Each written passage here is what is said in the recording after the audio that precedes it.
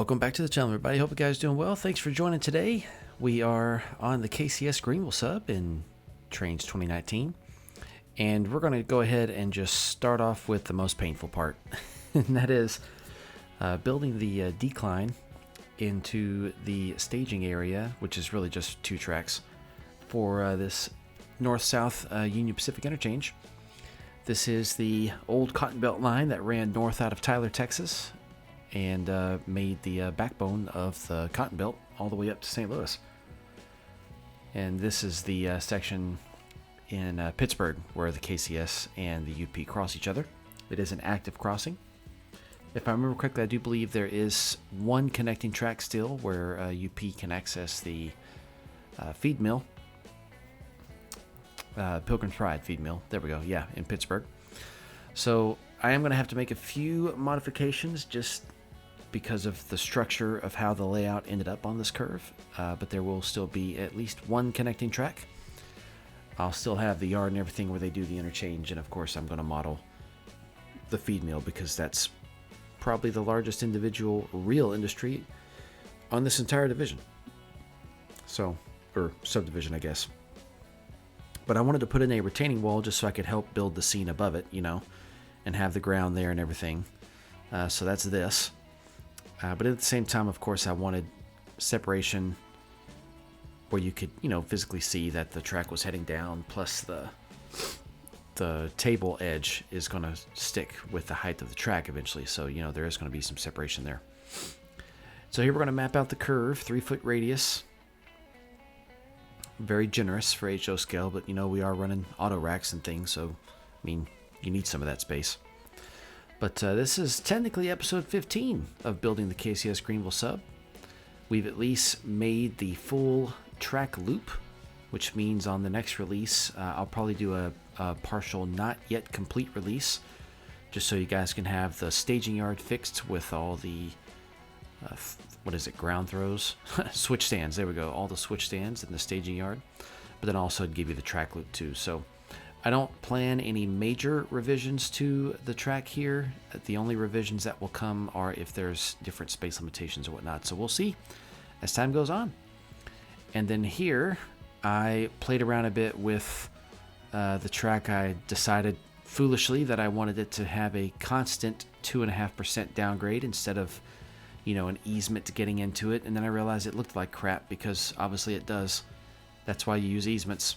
And so tried to figure out how to finagle one, gave up, and just took it right back where it was and left it there because honestly it was better that way to begin with. So it is what it is. But then I realized, of course, I needed to actually extend the track down here so I could get the easement on this side done. And then that of course made me redo all of it anyways. So here we are for the 3rd time passing through and trying to make sure that this terrain edge goes as far as possible there, so that way we can actually put some buildings on it. I debated whether or not I should mess with those dig holes and lower the train there too. Decided that it's not a big deal and I wasn't going to worry about it. So I just got to put some texture paint down below that track, and that's probably going to be it. We're going to call it a day. And then I realized, of course, the retaining wall wasn't quite deep enough, so here I am gently sliding in another one. I think when you look at it closely, you can't even tell. I think it looks fantastic. Didn't realize it'd be that easy, actually, I'll be honest. And then the other part I really struggled with here was finding the tunnel portal I wanted.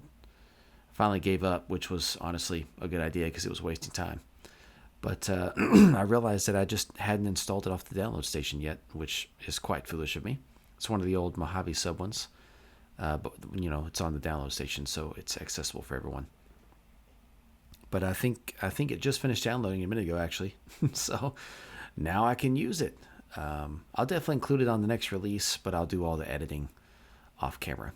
And then I'm just going to go through here, get some of the benchwork finished up, get the table laid out. I guess not table, you call it. It's the proper word is fascia. Get the fascia laid out. And then, of course, I've got the curtain that I lay behind it, get that all lined up so that, you know, you don't really technically see anything behind the fascia, on the floor at least. You know, if I wanted to model some storage, of course I would. If it was my layout in real life, you know, I probably wouldn't have a complete black cloth like this. There is a name for it. I know. I just can't remember what it is. I would definitely, use the space under the layout for an incredible amount of necessary storage, tools, parts, models, structures, junk, dust, bugs, you name it. But yeah, I also think that these two industries right there and there, I think I'm going to end up slightly changing those a bit. I just don't like where they are. They don't give me space to put any buildings in. I don't need a bunch of buildings for all the industries, but I would like at least a building or two. So I might slide them up or down the line a bit, to make them kind of fit in a little bit more. Just so they have some depth to them, Yes, I'm not the most picky about how things look since I'm mostly in operations, but at the same time, I don't want it to look like incredibly atrocious. I want it to have the semblance or the feeling of some life. I mean, whew. But now that that's done, kind of run around for a second, and then I realize, like, oh yeah, I need to get the wall laid out here in the actual limits of the room. And then that's really not too crazy, just lining it all up using F9 with the wireframe view. But yeah, I think next up, I think what I'd like to do is start detailing either Sulphur Springs right here or start working on Pittsburgh to try to get some industries developed.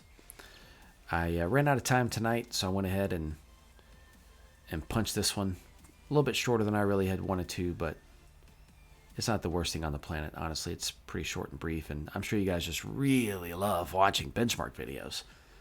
But I'm very excited to get this thing finished up and released. It doesn't really have too much left to go, and I hope you guys will really enjoy it. On the last release, I know I managed to have 0 missing and unknown assets because everything was on the download station or built in for trainz 2019, and that is still the plan and the goal. So if I don't meet that goal, I'm going to be a little bit bummed out. But here's to hoping that we pull it off. So we shall see. Last thing I'm going to do is get this part lined up so that it's not horrifically terrible. And then we're going to call it a day. So thanks so much for watching this. It was episode 15. We'll catch you guys out there next time. There's more to come. Stay tuned. Appreciate it.